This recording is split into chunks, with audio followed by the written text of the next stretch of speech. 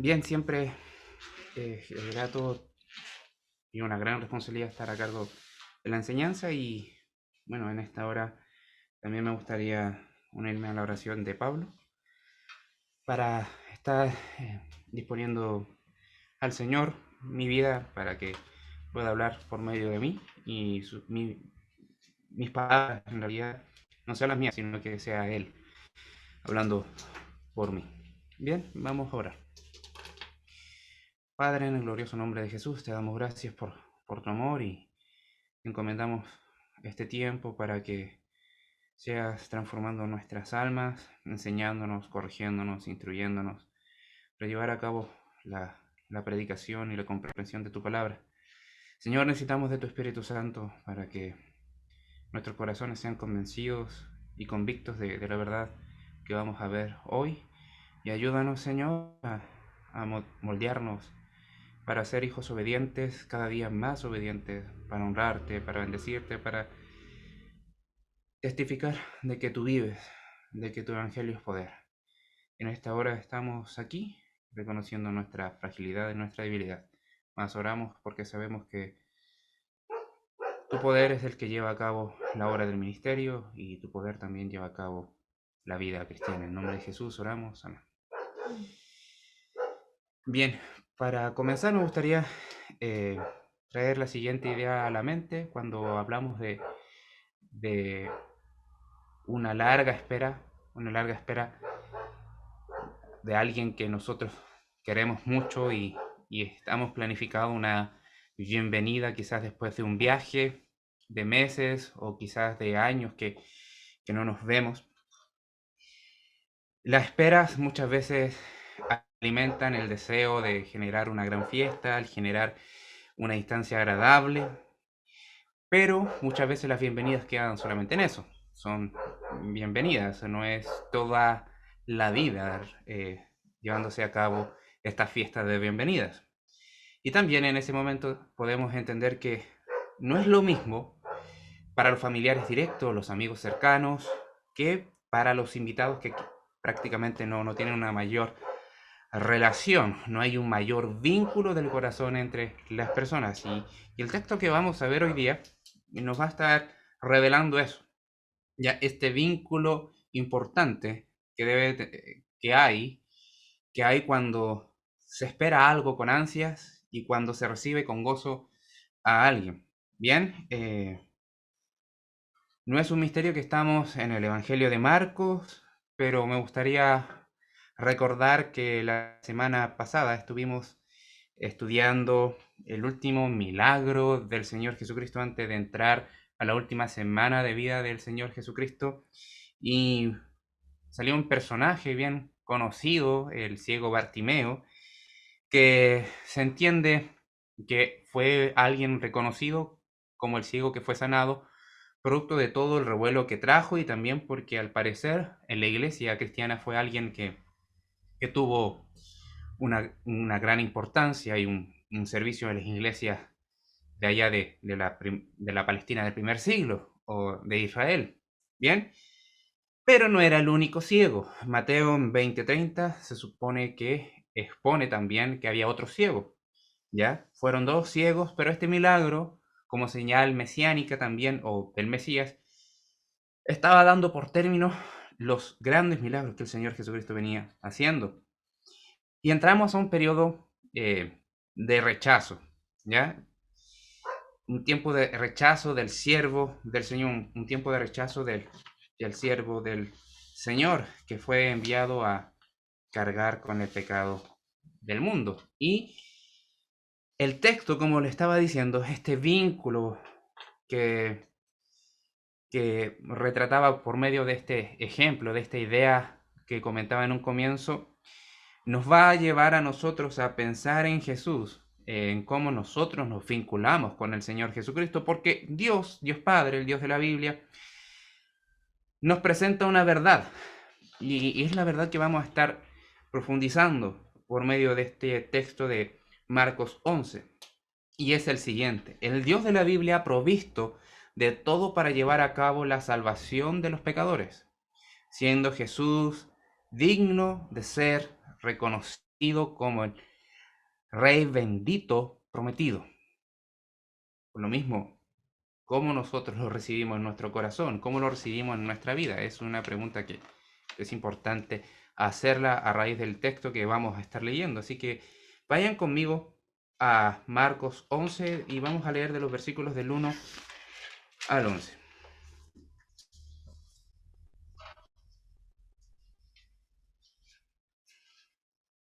Dice así: cuando se acercaban a Jerusalén junto a Betfagé y a Betania frente al monte de los olivos, Jesús envió dos de sus discípulos y les dijo: id a la aldea que está enfrente de vosotros, y luego que entréis en ella, hallaréis un pollino atado en el cual ningún hombre ha montado. Desatadlo y traedlo. Y si alguien os dijere: ¿por qué hacéis eso? Decid que el Señor lo necesita y que luego lo devolverá. Fueron y hallaron el pollino atado afuera a la puerta y el recodo del camino, y lo desataron. Y unos de los que estaban allí les dijeron: ¿qué hacéis desatando el pollino? Ellos entonces les dijeron como Jesús había mandado, y los dejaron. Y trajeron el pollino a Jesús y echaron sobre él sus mantos, y se sentó sobre él. También muchos tendían sus mantos por el camino, y otros cortaban ramas de los árboles y las tendían por el camino. Y los que iban delante y los que venían detrás daban voces diciendo: Hosana, bendito el que viene en el nombre del Señor, bendito el reino de nuestro padre David que viene, hosana en las alturas. Y entró Jesús en Jerusalén y en el templo, y habiendo mirado alrededor todas las cosas, como ya anochecía, se fue a Betania con los 12. Bien, titulé este sermón La entrada del rey. Titulé este sermón La entrada del rey. No sé si pueden notar que muestra como la bienvenida que se le dio al Señor, pero antes de adentrarme en el mismo texto, me gustaría decir que este sermón lo dividí en dos puntos, y el primer punto va de los versículos del 1 al 6 y se llama Preparativos para la entrada del rey. Preparativos para la entrada del rey, y como punto 2, que van de los versículos 7 al 11, podemos ver como nombre de este punto es una real alabanza en bocas incrédulas. Una real alabanza en bocas incrédulas. Bien, ahora dirigiéndonos directamente a este texto que estuvo muy en boga hace unas 2 semanas o ya casi un mes atrás por la celebración de la Semana Santa. Vamos a ir en nuestro primer versículo, que dice que el relato de Marcos ya nos sitúa en un contexto cada vez más cerca de la crucifixión del Señor. Entramos de lleno a la última semana del ministerio del Señor Jesucristo, en la última semana de vida del Señor Jesús. Y vemos que el versículo 1 nos narra que va Jesús con los 12.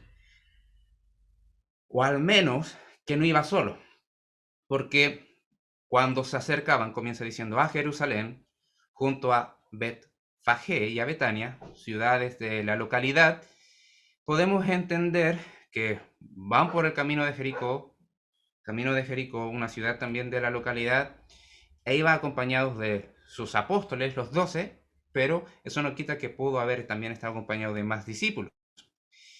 Se acercaron al monte de los olivos. Es como prácticamente un triángulo, ¿ya?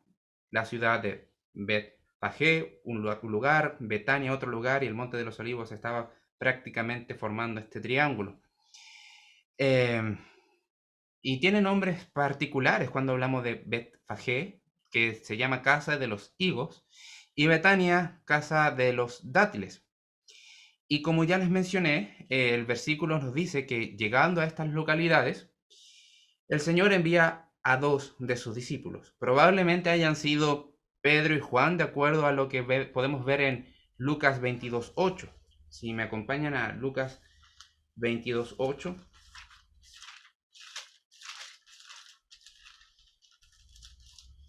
Dice Lucas 22:8, y Jesús envió a Pedro y a Juan diciendo, id prepararnos la Pascua para que la comamos. Al parecer está narrando lo mismo en diferentes evangelios, pero Lucas agrega un poco más de detalle en relación de quiénes fueron estos dos discípulos enviados. Todo esto, al parecer, estaba ocurriendo un día antes de la entrada de Jesús a Jerusalén.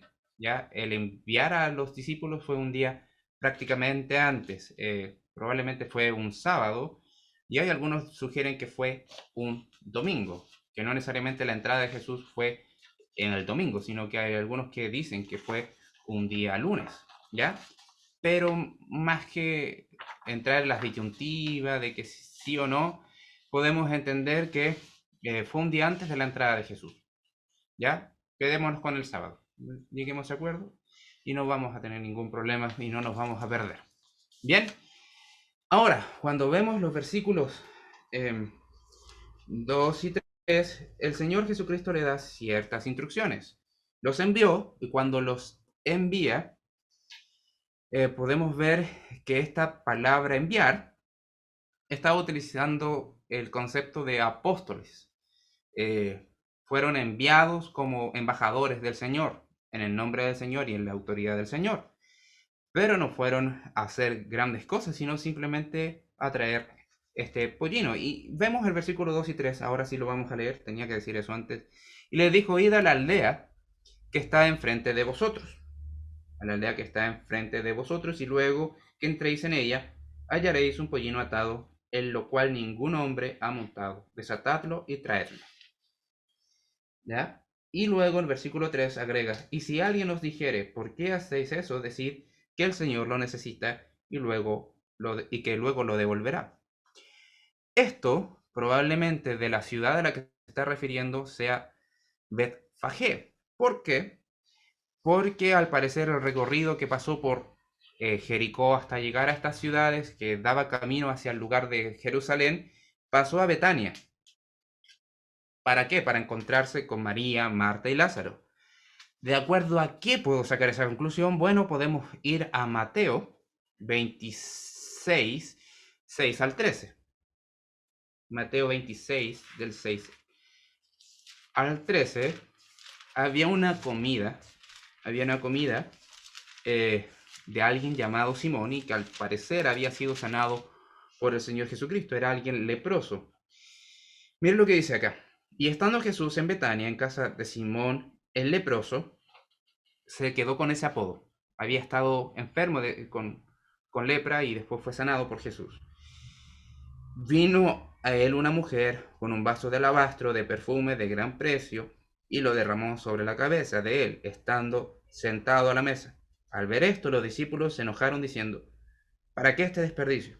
Y podemos ver cómo sigue la narración. Pero al parecer Jesús estaba en Betania por esta comida que estaba llevándose a cabo en su honor. Y en Juan 12:9 también puede aportar un poco de información. Juan 12:9 dice, gran multitud de los judíos supieron entonces que él estaba allí. Vinieron no solamente por causa de Jesús, sino también para ver a Lázaro, a quien había resucitado de los muertos. Estaba en Betania. Según estos textos, podemos decir que de donde había Jesús enviado después de este recorrido a estos dos discípulos, Pedro y Juan, fue desde Betania. Y los envió a la ciudad al frente, a Betfagé. Es un nombre que me cuesta pronunciarlo, así que paciencia con eso. Ahora, si notan este mismo versículo, Jesús al enviarlos a la ciudad del frente, les da con detalles qué era lo que iban a encontrar, ¿ya? Van a encontrar un pollino atado, en el cual ningún hombre se había montado, y le dijo que lo desataran y traerlo, y lo trajeran. Esto demuestra no otra cosa que Jesús es omnisciente, o sea que tiene todo el conocimiento, no necesita aprender nada. Él ya tenía el conocimiento en su mente, porque también, además de ser 100% humano, también era 100% Dios, y esto lo muestra con claridad. Y miren, los detalles es el pollino, que es un asno, es un burro, ya no se confundan con eso, es un burro. ¿Para qué? Para cumplir la profecía de Zacarías 9:9, que habla de que iba a venir Salvador montado en un burro. También estaba atado. Otro detalle específico, que ningún hombre había montado. Y también adelanta la reacción de las personas que cuando ven que lo están desatando, le preguntarían, ¿por qué lo desatáis? Y además de eso, le da la respuesta que deben de decir. Bueno, el Señor lo necesita. El Señor le necesita. Jesús le dio con detalle lo que tenían que hacer y lo que les iba a pasar. Ahora, si notan, todo esto está mostrando que Jesús no solamente sabía los detalles de las cosas que iban a pasar, sino que también conocía el corazón del dueño del animal, quien evidentemente era alguien que creía en Jesús como Señor, como el Mesías, como Salvador, creía en Dios, creía en las promesas de Dios, se estaban cumpliendo en Jesús. ¿Por qué? Porque solamente cuando le dicen el Señor lo necesita, que es un nombre, un título para referirse solo a Dios, él diría, adelante, llévenselo. Esto no es otra cosa que muestra la omnisciencia del Señor Jesucristo y que sabía con anticipación todas las cosas y así nos dirige, ¿ya? Así dirige a sus hijos. Bien, pasamos a los versículos 5 al 6. Fueron y hallaron el pollino atado afuera de la puerta en el recodo del camino y lo desataron. Y unos de los que estaban allí les dijeron, ¿qué hacéis desatando el pollino? Ellos entonces les dijeron como Jesús había mandado y los dejaron. Estos versículos están ahí para acreditar que pasó exactamente como el Señor Jesucristo había dicho. Y esto es maravilloso porque muestra que Dios en su omnisciencia, en su todo conocimiento, dijo cómo es que se llevaría a cabo, predijo cómo se llevaría a cabo el bendito ministerio del Señor Jesucristo, su inicio, su desarrollo y su término. Así también todas las profecías del Señor Jesucristo se iban a cumplir. Ninguna palabra del Señor Jesucristo que hablara sobre él, que fue anunciada con anterioridad, iba a quedar sin efecto. Todas se iban a cumplir. Y la palabra del Señor es la que dirige toda la vida del Señor y también todo el servicio del ministerio del Señor. Esto muestra también que estaba llegando al culmine de el ministerio público del Señor. O sea, dije que toda la palabra del Señor ordena los pasos de Jesús y ordenó los pasos de Jesús y todo lo que se dijo de él se iba a cumplir. Bueno, así también como el inicio, también el final. Ahora, el primer punto se llamaba la preparación de la entrada, o los preparativos, perdón, los preparativos para la entrada del rey. Pero si se dan cuenta, los preparativos no estaban bajo la autoridad, el dominio y el gobierno de las personas. No, estaba bajo el dominio, la autoridad y todo el poder de Dios. Eso es importante. Empezó con el poder del Señor y no iba a poder terminar de otra forma, en el poder del Señor, según la voluntad del Señor, según lo que Dios había preparado de antemano que viviese su Hijo. Ahora, para nosotros es importante tener esto en consideración. ¿Por qué? Porque si pensamos que el Señor todo lo sabe, que el Señor es todopoderoso, que el Señor es omnisciente, ¿qué deberíamos hacer cuando tenemos dificultades en nuestra vida, cuando queremos crecer espiritualmente o cómo nos vamos a relacionar en la iglesia? Tenemos que ir a la palabra del Señor y saber que lo que Él decide es lo mejor, es lo bueno y es lo perfecto. Y eso no va a ser hasta que hagamos lo siguiente. Vamos a Romanos 12.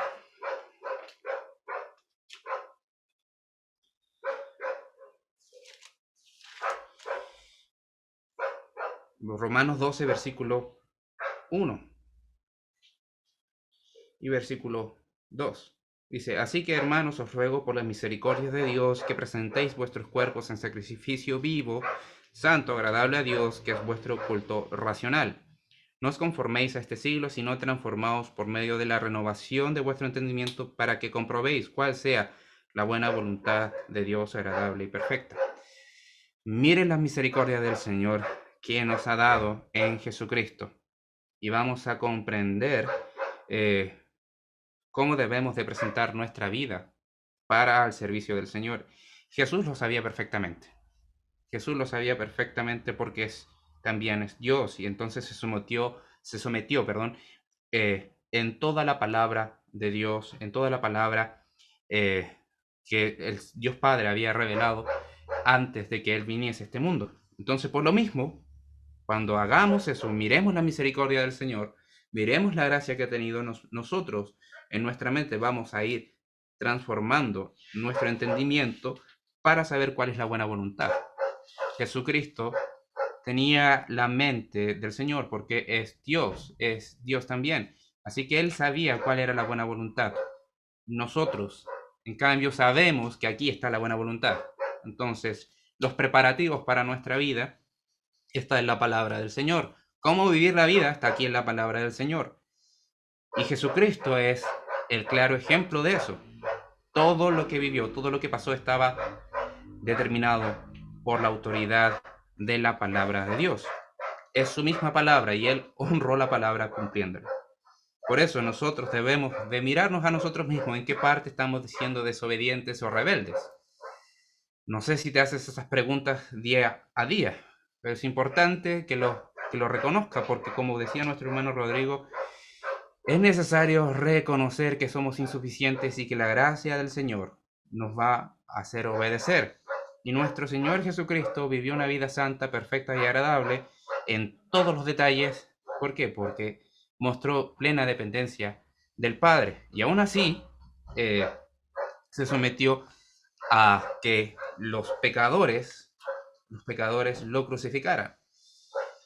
Pero para pasar al siguiente versículo, de los versículos 7 al 11, tenemos que entender que todo lo que estaba viviendo Jesús, toda la multitud que estaba haciendo eh, como una comitiva que estaba acompañando al Señor en esta bienvenida, bueno, no fue solamente porque reconocían que el rey iba a entrar por las puertas de Jerusalén, y no solamente porque reconocían que la verdad de Dios había sido revelada, sino que estaban asombrados por la curación y la salvación de estos ciegos que eran mendigos, y también por la conversión de un recaudador de impuestos, uno chiquitito, y que se le tiene una canción que era Saqueo.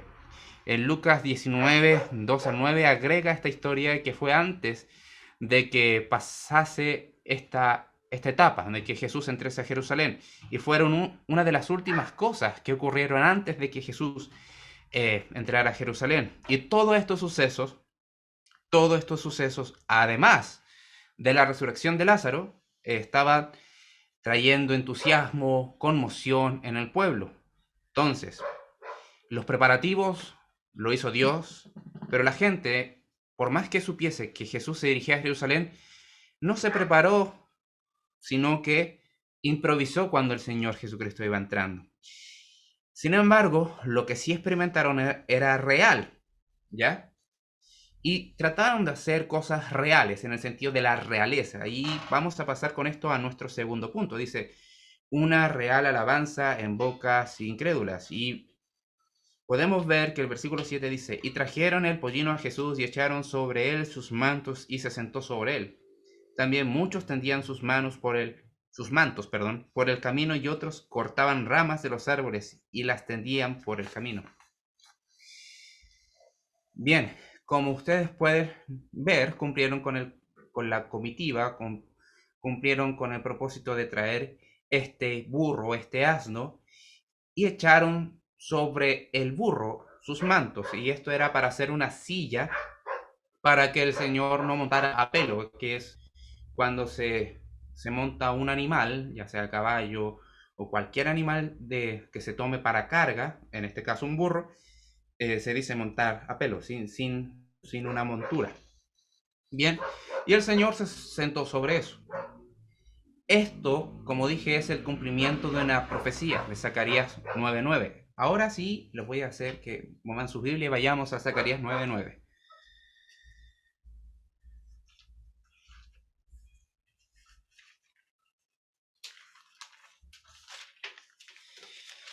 Y que habla de esta gloriosa o sea, glorioso momento, de esta gloriosa entrada. Aquí está, Zacarías 9:9. Dice así: Alégrate mucho, hija de Sión, da voces de júbilo, hija de Jerusalén. He aquí, tu rey vendrá a ti, justo y salvador, humilde y cabalgando sobre un asno, sobre un pollino, hijo de asna. Ahora, cuando habla de humilde, no habla de escasos de recursos, sino que en sencillez de apariencia. ¿Ya?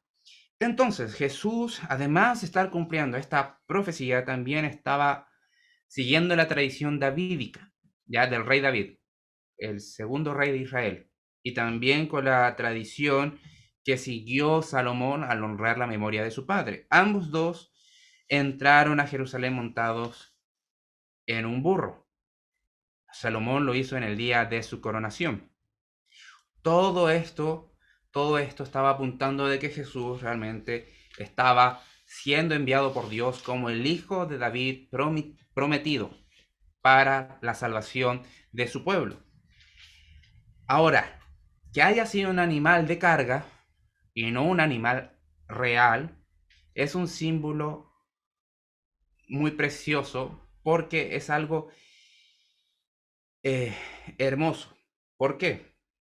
Porque así como el burro cargaba a Jesús, estaba mostrando que más adelante Jesús iba a cargar con los pecados de su pueblo. Así como Jesús fue cargado por el burro, Jesús iba a cargar los pecados de su pueblo. Ahora, ese era el simbolismo y el mensaje que estaba entregando, pero la multitud no lo entendía. De hecho,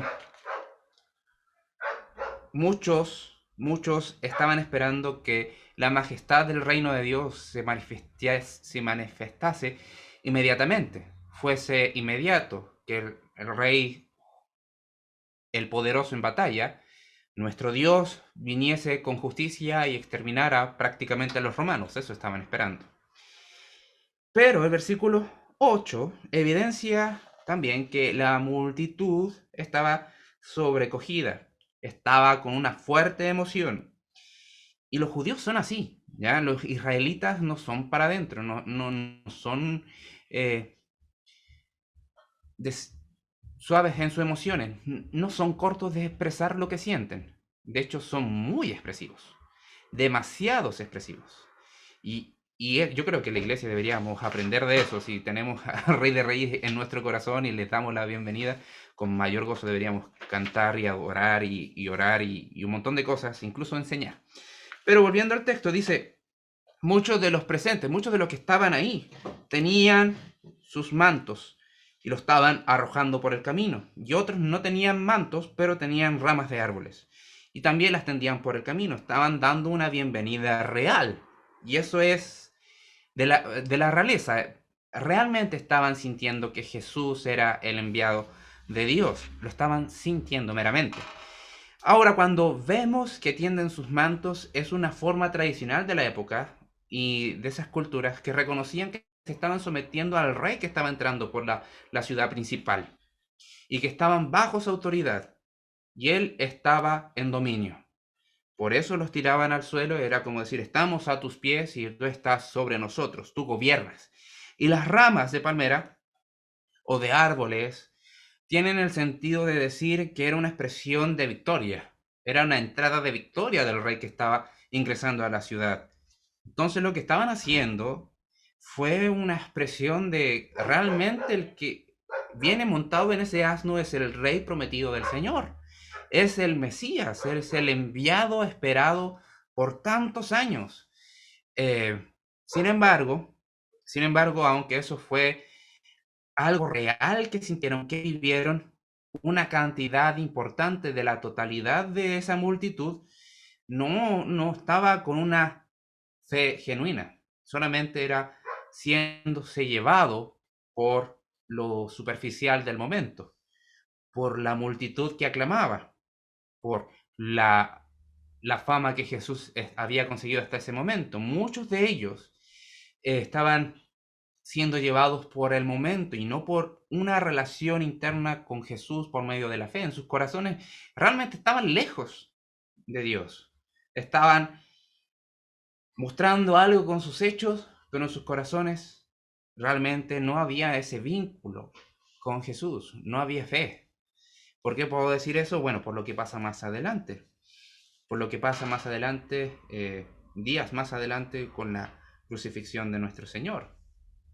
Si tan grande era la multitud, ¿por qué dejaron que, que fuese juzgado injustamente? ¿Ya? Y eso también tiene un propósito para mostrar que lo que la gente quería era el reino ya, danos el beneficio ya. Entonces, la bienvenida alegre duró ese momento, y de hecho vamos a ver que el versículo 11 dice que duró solamente el caminar de Jesús, bueno, montado en el burro, no más, porque llegó la noche y se fueron todos para su casa. Bien, versículo 9 dice, y los que iban delante y los que venían detrás daban voces diciendo, sana, bendito el que viene en el nombre del Señor. Versículo 10, bendito el reino de nuestro padre David que viene, hosana en las alturas.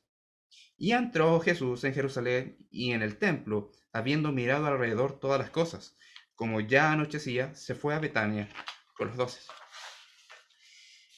Bien, en versículos 9 y 10 notamos que hay evangelistas que van delante de Jesús, que cuentan la buena nueva de que el rey viene, de que el Mesías viene.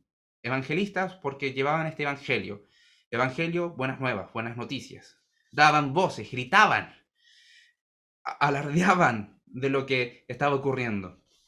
Hosana, Hosana, bendito el que viene en el nombre del Señor. Toda esta expresión de bendito el que viene en nombre de nuestro Señor, bendito el reino de nuestro Padre David que viene, hosana en las alturas, esto es una alabanza exclusiva para el rey mesiánico, una alabanza exclusiva. Eran dichos que se encontraban en la palabra del Señor, pero que eran exclusivamente usados para cuando el Mesías apareciese. No era permitido usarlo con nadie más. Y la palabra hosana pueden entender que dice salva ahora o significa salva ahora. Es lo que ellos estaban diciendo, la salvación enviada por Dios ha llegado ahora. Con esta expresión hosana, eso es lo que estaban queriendo decir. Y todo lo que vemos acá, cuando llega a hosana en las alturas, ya es un clímax. Es un clímax, porque eso ya es una expresión de suprema alabanza y adoración al Señor, que invoca que la salvación de Dios vino de lo alto. Que vino de lo alto, vino del mismo reino celestial. Y eso lo estaban siendo ejemplificado en la vida de Jesús. Para ellos Jesús era la salvación enviada desde los cielos, desde el reino celestial. Al menos podemos decir que su boca testificaba lo correcto. Bien, y llegamos a un momento en que si estaban diciendo lo correcto, es necesariamente preguntarse lo siguiente. Si realmente habían reconocido a Jesús como el bendito de Dios, el Mesías prometido, y que Dios mismo, Dios Padre, había preparado su camino para llegar a dar la salvación por medio de Jesús, de su Hijo, si realmente lo creían en su corazón, o solo se estaban dejando llevar por el momento y no comprendían ni creían en lo que estaban haciendo. Porque se pueden hacer muchas cosas, pero no necesariamente estar convictos, con certeza de lo que se está haciendo con una fe genuina. Y eso es importantísimo. Y como bien les adelanté con el punto, todo esto tiene una clara respuesta. Era una real alabanza en boca de incrédulos, de corazones incrédulos. Muchos de ese pueblo no estaban convencidos de la necesaria salvación del pecado que tenían en sus vidas y que la persona de Jesús era quien iba a traer la salvación. Solo querían la prosperidad junto con la liberación del gobierno opresor de los romanos. Eso es lo que querían. No habían entendido la necesidad espiritual. Y cuando dice la salvación viene ahora o salva ahora, estaban clamando a Dios para que sacaran a los romanos. No estaban diciendo perdónanos, Señor, en ningún sentido. No habían comprendido que no era el momento de instaurar el reino de Dios y su gobierno santo. Todavía no era el momento. Y de hecho, para que se lleve a cabo eso en Israel, tiene que haber una restauración espiritual primero, no material. Cuando haya una restauración espiritual, va a llegar esto material en el corazón. Cuando me refiero de esta restauración espiritual, devolverlos a, a la fe del Hijo de Dios, a volverlos a la fe en las profecías de Dios, del Mesías prometido, y a aceptar el Mesías enviado. Como ya se indicó, Jesús vino esta primera vez a morir por los pecados, a tomar el lugar del pecador, a morir por ti, por mí, por nuestros crímenes, nuestros delitos delante del Señor, nuestras ofensas a su santidad. Vino a morir por eso, para restaurar y volver a unir al ser humano que se arrepiente y cree en la buena noticia de Jesús con Dios Padre. Y para Él sí realmente es la llegada del rey, fue la entrada del rey en la ciudad santa, pero ellos no lo vieron, no lo vieron. ¿Por qué? Porque tristemente vemos, y la Biblia lo cuenta y todos sabemos lo que pasa después. Muchos de los que estaban gritando, extasiados, emocionados, bendito el que viene en el nombre del Señor, bendito el reino de nuestro padre David, después estaban diciendo, crucifícale. Por el momento aún había esperanza, ¿ya? En este día, cuando Jesús estaba entrando, aún había esperanza, quizás una esperanza mal fundada en algo que no era el momento, pero Jesús sabía claramente que esas alabanzas estaban cantadas por personas incrédulas. Y es más, si vemos en Lucas 19, 41 al 44, Jesús, al llegar a la ciudad, antes de entrar al templo y sacar a los mercaderes de la fe, lloró, lloró por la ciudad. Lucas 19, 41 al 44. Y cuando llegó cerca de la ciudad al verla, lloró sobre ella diciendo, oh, si tú conocieses, a lo menos en este tu día, lo que es para tu paz, mas ahora está encubierto de tus ojos, porque vendrán días sobre ti cuando tus enemigos te rodearán con vallado y te sitiarán y por todas partes te echarán y te derribarán a tierra y a tus hijos dentro de ti, y no dejarán en ti piedra sobre piedra por cuanto no conociste el tiempo de tu visitación, de cuando Jesús entró a Jerusalén. Yo. Y el versículo 11 vemos con claridad que Jesús, después de haber entrado a la ciudad y también al templo, ya que haya entrado al templo no significa que en ese mismo momento tenía que haber sido la purificación del templo al sacar los comerciantes. No, no, no.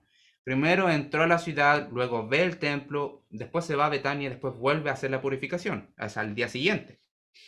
Bien, pero ¿qué es lo que hace? Volviendo al asunto que estoy explicando. Bueno, confirma el desastre que hay espiritualmente en el templo del Señor. Y él lo sabía perfectamente, no había nada sorpresivo para el Señor. Entonces, cuando llega,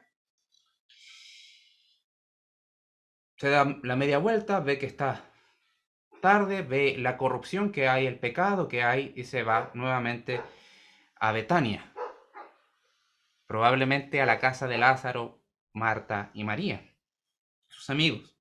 Entonces, en resumen, esta bienvenida, esta entrada del rey, no fue la verdadera coronación. No fue la verdadera coronación de nuestro Señor Jesucristo. ¿Por qué? La majestad del Señor aún estaba oculta frente de sus ojos y fue lo que el mismo Señor Jesucristo estaba diciendo. La humanidad de Jesús en su primera venida le había ocultado esta majestad a ellos, que solamente se puede hacer visible por la fe en el Evangelio. Fe que no merecemos, fe que nadie puede conseguir y fabricar por sí solos en su corazón. Solo la misericordia de Dios al escuchar el Evangelio nos puede traer esa fe. Bien, entonces ellos habían preferido que el cuerpo mortal del Señor Jesucristo velara el poder que había en Jesús, que verdaderamente es el Hijo de Dios, que verdaderamente es el Mesías. Entonces, todos los dichos que ellos dijeron con anticipación cuando estaba entrando, y esos evangelistas que estaban anunciando Hosana, Hosana, cayeron estériles, sin frutos, sin frutos. Todos esos dichos no dieron ningún fruto. Cayeron muertos en la tierra. Palabras que se llevaron el viento. ¿Por qué? Porque no había una verdadera conversión. Jesús se va con los que sí le habían creído, con los 12, o al menos con los 11, porque más adelante podemos ver que había uno entre ellos que el diablo ya había capturado su corazón. Bien, el rey verdaderamente había entrado, verdaderamente había llegado a la ciudad santa, verdaderamente había entrado a la ciudad del Señor, pero no hubo una ceremonia real. ¿Por qué?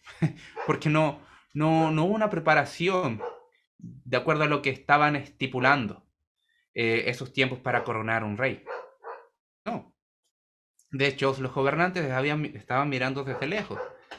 De hecho, van a ver más adelante que encaran al Señor y se rehúsan a creer al Señor y rechazan al Señor.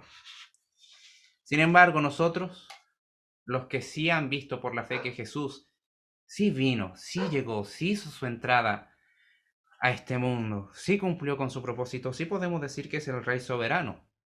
Ahora, nuestra declaración de que Jesús es el Rey soberano no lo convierte a él en Rey soberano. Él ya es Rey soberano. Él ya es Rey que gobierna por sobre todas las cosas. Y por eso es triste y es lamentable lo que estaba pasando acá, porque lo tenían frente a sus ojos y no lo vieron.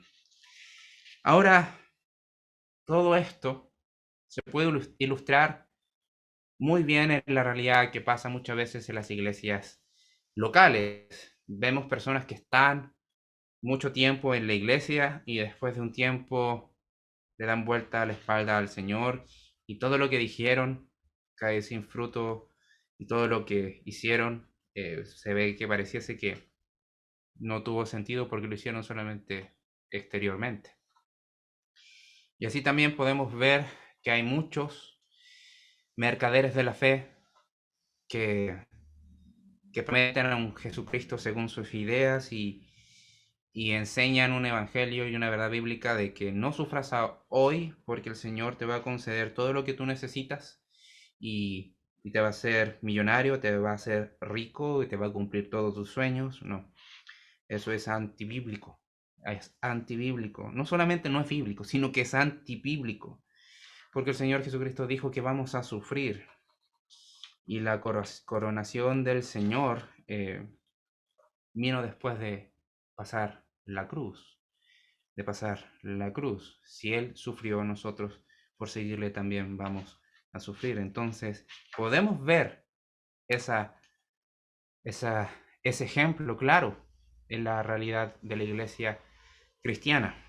Lamentablemente, muchos de los que han cantado cosas maravillosas al Señor, que han reconocido cosas maravillosas de Jesús, dicen una real alabanza, pero al final sus corazones están lejos del Señor. Le han dado la bienvenida al Señor solamente de labio, pero sus corazones han estado lejos. Bien, entonces, para nosotros es preguntarnos, ¿qué tengo que hacer? ¿Qué tengo que hacer para realmente demostrar que sí soy hijo del Señor?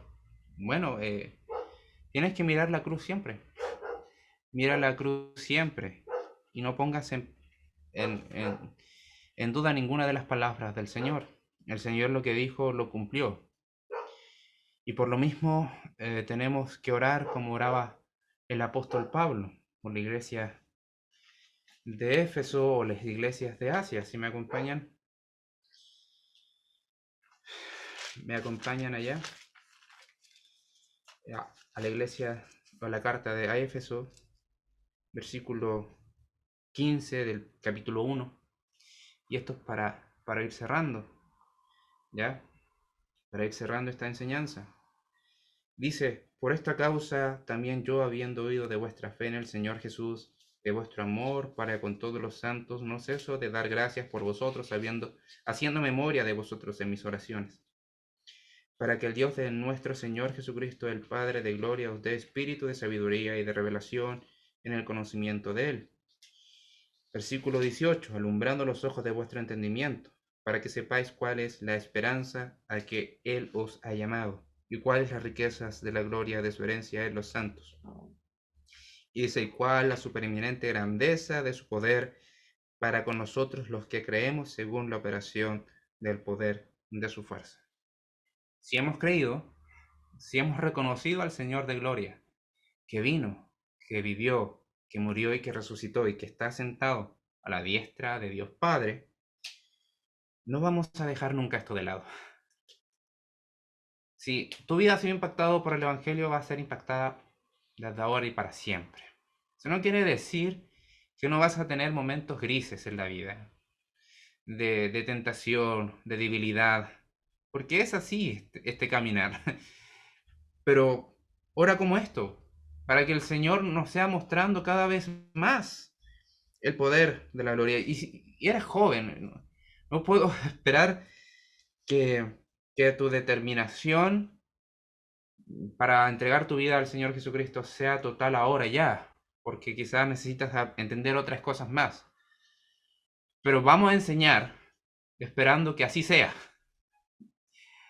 que tu vida sea entregada a los pies de Cristo y que realmente los cánticos, las alabanzas que levantas al Señor sean de corazón y que no sean infértiles y caigan al suelo y que se los lleven el viento, sino que sean llevadas al trono de la gracia y adornen el trono de gracia de nuestro Señor como adoración al Dios Santo.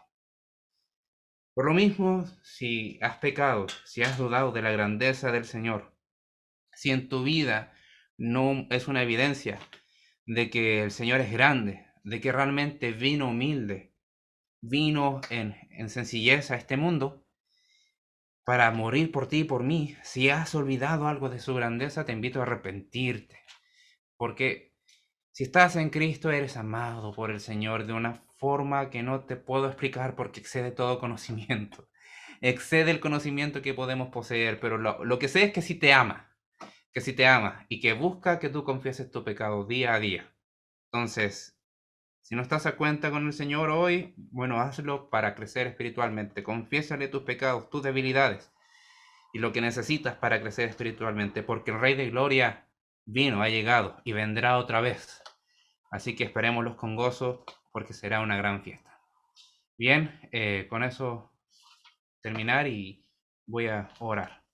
Padre, en nombre de Jesús te damos gracias por tu infinita misericordia, Señor, por tu gran bondad, por tu misericordia, por tomar un lugar que no te correspondía, Señor, porque tu lugar es el trono de gloria, el trono de majestad, el lugar más alto de la existencia, Señor, y ese lugar te correspondía a ti, te corresponde a ti por propiedad, pero Señor, viniste a al polvo de la tierra, Señor, a las obras de tus manos, y entraste en la ciudad santa, a la ciudad donde se había construido tu templo, Señor, humilde, sentado en un burro, Señor, que te cargaba para que tú más adelante cargaras el pecado de nosotros. Y por eso nosotros hoy cantamos Hosana, porque nos has salvado hoy, y tu salvación está presente siempre en nuestra vida, y reconocemos tu belleza y que eres bendecido por los siglos de los siglos, porque nadie puede superar tu grandeza. Señor, gracias, Padre, por todo esto, y perdónanos cuando no vemos realmente tu belleza, cuando no vemos tu grandeza, cuando no vemos tu grandeza en tu humillación, y también en cuando fuiste resucitado y fuiste llevado al cielo.